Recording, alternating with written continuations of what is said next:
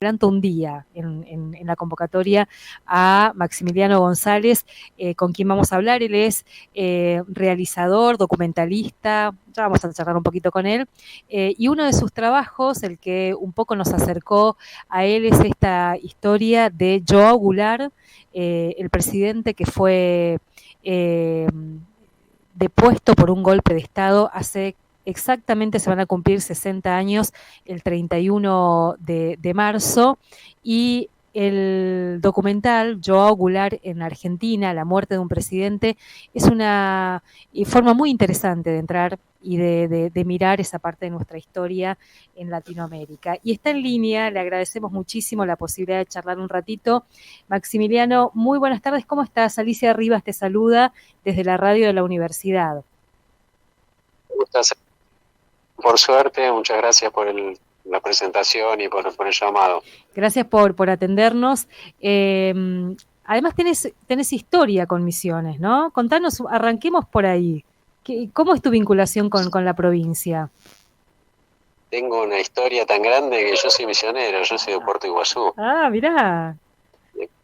Me crié en Iguazú hasta, terminé la secundaria, empecé los estudios de cine en Rosario y después terminé estudiando en la Escuela del Instituto en Buenos Aires y después mi carrera un poco se desarrolló desde acá, pero continuamente estuve volviendo, filmé varias películas en Iguazú y en mi casa, o sea, Iguazú es mi lugar en el mundo, así que... Uh-huh. En el documental hay algo de eso. Con Misiones. En el documental hay mucho de eso, ¿no? Hay mucho de tu propia historia, de tu propia búsqueda, de tus memorias también en este documental que rescata los últimos años de Joao Goulart en la Argentina. Contanos de eso, contanos cómo llegás a esta historia y por qué elegís contarla además. Sí, lo cuento justamente en el documental, primero porque, estamos hablando, yo tengo 50 años, estamos hablando ahí de finales de los 70, principios de los 80, donde esa frontera era todavía más imaginaria, ¿no? Porque para nosotros la cultura brasilera, la paraguaya, Misiones, era efectivamente la triple frontera era un solo lugar. Entonces, evidentemente, mi infancia y mi adolescencia estuvo atravesada por todo eso, ¿no? Que creo también en mi mirada muy latinoamericanista, ¿no? La última parte de mi obra, lo que hice después, sigue dando vuelta por ahí, ¿no? En contar un poco la memoria latinoamericana de distintos lugares, de lo político, lo social, lo histórico. Así que influyó fuertemente. Conté la historia de Joao Goulart justamente porque me pareció un buen ejemplo, un paradigma de lo que fue el comienzo de una etapa muy oscura de Latinoamérica, que continuamente es necesario recordar para generar esa memoria. El golpe de Joao Goulart es en el 64 y es uno de los primeros golpes, pero que empieza a arrastrar lo que fue la década del 70 en toda Latinoamérica, con la oscuridad que trajo y con todo el retroceso que significó para el continente. Entonces, contar la historia de Joao Goulart me significaba un muy buen ejemplo para entender o para tratar de entender todo lo que pasó en nuestro continente en los años venideros, ¿no? Jango era un presidente muy popular, un presidente reformista, quería hacer avanzar a Brasil en cuanto a derechos básicos, había sido amigo de Perón, y en la influencia del gobierno peronista en cuanto a los sindicatos, en cuanto a los derechos de los trabajadores, había sido discípulo de Getúlio Vargas, gran líder de Brasil, y todo lo que rodea al golpe de Estado de Jango, siempre yo hago la misma analogía, ¿no? Si a esta serie de Jango vos le cambiás los nombres propios, es la misma historia que se repitió en todos los lugares. En cuanto él intentó tocar intereses de las burguesías, en cuanto él se frenó en un intento soberano frente al poder imperialista, colonialista de Estados Unidos, en cuanto intentó redistribuir las riquezas de su país, no solo tuvo un golpe de Estado, sino que tuvo que vivir el exilio y no pudo regresar más ni a su patria y terminó muriendo en el exilio en Argentina, ahí cerquita de Misiones, en la provincia de Corrientes. En cuanto habló de la reforma agraria, digamos, se profundizó el ataque contra su gobierno, digamos. Sí, para ponerlo en contexto, estamos hablando de los 60, y para mí siempre es muy importante pensarlo no a nivel macro, no globalizarlo, porque nada que sucede, y esto sigue pasando lo mismo en nuestros días, es nada más que de la coyuntura. Años 60, estamos hablando de una reciente revolución en Cuba, del fracaso de Estados Unidos en querer derrocar esa revolución, de la Guerra Fría, ¿no? Disputándose la hegemonía de Estados Unidos en la Unión Soviética. Entonces, de cierta manera, Estados Unidos no podía permitir que uno de los gigantes de Latinoamérica, como es Brasil, tendiera a un gobierno que estaba lejos de ser socialista, lejos de ser comunista, era simplemente un gobierno, el de Yango, que intentaba redistribuir la riqueza y pararse con soberanía y equidistancia frente a las potencias, no era más que eso, ¿no? Pero obviamente cuando profundizó eso, yo cuento en la serie, hay dos llamadas que son muy determinantes, ¿no? Porque Estados Unidos hace todo eso, pero después siempre desclasifica los documentos y se terminan enterando, ¿no? Hay una llamada del presidente Kennedy al embajador en Brasil en ese momento preguntándole directamente cuánta plata hace falta para derrocarlo a Yango. Entonces, y después hay una llamada de Lyndon Johnson, que era el presidente luego de la muerte de Kennedy, semanas antes del golpe de Estado, pidiéndole al embajador que apuren los trámites. Entonces, fuerte ver eso, que uno se imagina que existió, o sea, esa influencia del gobierno de Estados Unidos en todo lo que fue la Operación Cóndor y en todo lo que fue la tragedia latinoamericana de los 60 y los 70, pero bueno, en este caso se lo ve de una manera muy evidente. Es un golpe del que se habla poco, ¿no? Porque nosotros tal vez conocemos mucho más lo que fue el golpe de Pinochet en Chile, lo que eso significó. Bueno, ahora estamos volviendo a las políticas que se implementaron ahí y demás, volviendo a revisitar esas cuestiones, pero en el caso de Brasil hay como, ya sea porque tal vez no hubo una investigación de los crímenes de esa dictadura como lo tuvimos aquí en la Argentina, pero no sé, da la sensación de que hablamos poco todavía. Sí, de hecho, bueno, tanto John Goulart como personaje es muy poco conocido, teniendo en cuenta que era el presidente de Brasil, ¿no? Un gigante en Latinoamérica, que murió en la Argentina, poca gente lo sabe. Y es verdad que ese golpe en particular tiene 2 o 3 aristas que creo que es importante señalar. Uno, la dictadura de Brasil fue muy larga. Sí. Empezó en el 64 y terminó en el 86. O sea, hay casi 2 generaciones ahí silenciadas por esa dictadura que utilizó principalmente la educación para directamente borrar del mapa lo que había sido ese golpe o lo que habían sido los gobiernos populares anteriores. El segundo, la dictadura de Brasil fue muy larga, pero comparada con, por ejemplo, la de Paraguay de Stroessner, la de Chile de Pinochet o la nuestra, no fue tan cruel. Fue una dictadura que articuló de manera el poder económico y las relaciones con Estados Unidos, pero que sacando algunos momentos, allá por el 67, el 68, el 69, en donde hubo torturas, donde hubo asesinatos, no tuvo la crueldad que tuvieron las otras 3 dictaduras que mencioné en cuanto a muertos y a desaparecidos. Entonces fue una dictadura que incluso en Brasil se sigue discutiendo, ¿no? Porque se silenció a través de la educación, se silenció a través de la cultura, fue muy larga, o sea que hay 2 generaciones que prácticamente crecieron con esa dictadura, entonces es una de las menos discutidas. De hecho, bueno, todavía en Brasil no se juzgó a nadie, es más, la dictadura fue, no como en otros casos, fue la que articuló su salida.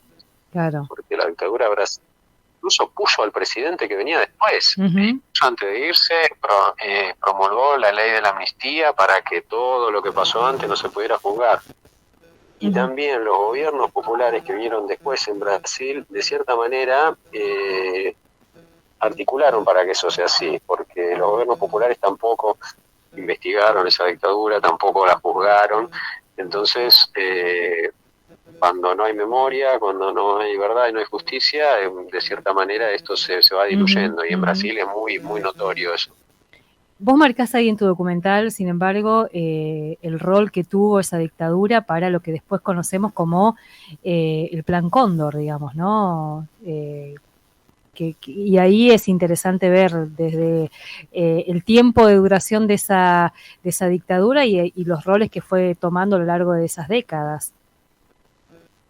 Claro, porque si bien es en ese caso la dictadura más vieja, estamos hablando del año 64, pero que recién empieza a endurecerse en el 67, en el 68, hasta que, bueno, después todos los otros golpes de Estado, bueno, en Chile es en el 73, nosotros en el 76, antes están Bolivia y Uruguay, la caída de Torres, con el ascenso de Banzer, en Uruguay con Bordaberry, ¿no? Empiezan ahí a caer todos esos gobiernos, pero con un gran sostén de la dictadura brasilera, que sirve de articulación, primero porque ya llevaba varios años, segundo porque tenía una relación muy aceitada con la CIA y el gobierno de Estados Unidos, Kissinger principalmente. Entonces, en ese sentido, la dictadura brasilera fue como una especie, viste, de chaperona que fue acompañando a los distintos movimientos que fueron surgiendo dictatoriales en Latinoamérica. Un poco como que fue aportando y al mismo tiempo escondiendo la mano. De hecho, porque la Operación Cóndor como tal se aparece, ¿no?, en una reunión en Chile, el general Contreras y Pinochet, incluso un documento allí, pero esa articulación que había entre las dictaduras, entre el gobierno de Estados Unidos, es de antes, ya existía esto, ¿no?, de articulación, de información, de persecución, de una cierta zona liberada, y en eso Brasil tuvo muchísimo que ver. Maximiliano, y en relación a, en el documental aparece también ahí como una polémica en relación a cómo muere en realidad Joao Goulart, si fue una muerte entre comillas natural o fue un atentado. ¿Qué se sabe hoy de esas hipótesis que se manejaron en relación a su muerte? Sí, esa discusión no está saldada por lo siguiente. Django muere en diciembre del 76. Yo muestro igual bastante en la película. Django era seguido, era uno de los personajes más importantes del momento, o sea, estaba en la lista de la Operación Cóndor. Muchos personajes que lo rodearon fallecieron ese año, amigos de él, como Selmar Michelini, como el mismo Torres, expresidente de Bolivia, Juscelino Kubitschek, que había sido presidente de Brasil, o sea, todos los personajes que lo rodeaban mueren en ese año, varios de ellos en la Argentina. O sea que Django era, sin ninguna duda, un blanco muy importante para la Operación Cóndor. De hecho, él estaba tratando de alguna manera de articular algún regreso a Brasil. Entonces, por ese lado es totalmente verosímil que puede haber sido asesinado. Como también es cierto que Django tenía problemas cardíacos. Él muere en diciembre de un infarto, también rodeado en situaciones muy complejas porque no le dejaron hacer la autopsia, inmediatamente lo llevaron a enterrar a São Borja, a Brasil, todo de una forma bastante complicada, lo que alimenta las sospechas, ¿no?, de que puede haber habido algo raro. Al mismo tiempo, como te digo, él era cardíaco, o sea que también es probable que la muerte haya sido natural. Lo que se sabe de esto es muchos años después, hará más o menos 10 años, aparecieron algunos agentes secretos uruguayos que lo seguían y que manifestaron que habían sido los responsables de cambiarle una medicación, eso fue lo que contaron, para provocarle el infarto, una medicación que le llegaba acá a la Argentina, acá al Hotel Liberty en Buenos Aires, y consiguieron infiltrar a alguien que le cambió la medicación y bueno, esa medicación provocó el infarto. Esto provocó que se abriera de nuevo la causa, que se hiciera, incluso se exhumara el cadáver, pero bueno, pasaron 40 años y las conclusiones que hubo no fueron definitivas, porque no pudieron encontrar si había algún veneno, no pudieron encontrar, porque bueno, por el paso del tiempo, o sea, no se descartó, pero tampoco se puede confirmar. Entonces, la realidad es esa, que es totalmente lógico porque recibía amenazas dentro de la Operación Cóndor y era un personaje central de la política latinoamericana. Y también es cierto de que era cardíaco y que efectivamente puede haber sucedido. Lo que yo te puedo decir es que si fue de muerte natural, simplemente se le habrá adelantado, porque que lo iban a asesinar, lo iban a asesinar. Y además hay que decir la angustia del exilio, que queda tan bien reflejado en tu trabajo también, ¿no? Lo que implica el exilio en estos contextos, y más para un dirigente como Goulart. Y tenía una particularidad el exilio de Django, sí, que era el exilio a pocos metros. Sí. ¿No? Porque Django vivía en Corrientes y iba todas las semanas o a Paso de los Libres o a Santo Tomé y se quedaba al lado del río viendo cómo a pocos metros estaba su patria. Sí. Esto, contado por la familia, era tremendo para él, el estar tan cerca y al mismo tiempo saber que no podía regresar a su país. O sea, muchos exiliados paraguayos que también estuvieron durante un tiempo aquí en nuestra provincia relatan esto también, ¿no? Que se quedaban muy cerquita del río o iban cada tanto de este lado del río para mirar su patria, ¿no? Y para imaginar formas de volver, decían siempre. Maximiliano, ¿dónde se puede ver el documental? Porque te preguntaba fuera de aire ayer o antes de ayer si es que ya lo habías estrenado acá en Misiones y me decías que no, ¿no? ¿Y dónde se puede ver? El trabajo este surgió como una serie que estrenó Canal Encuentro, de 6 capítulos. Ese es el formato original de John Goulart en la Argentina, La muerte de un presidente.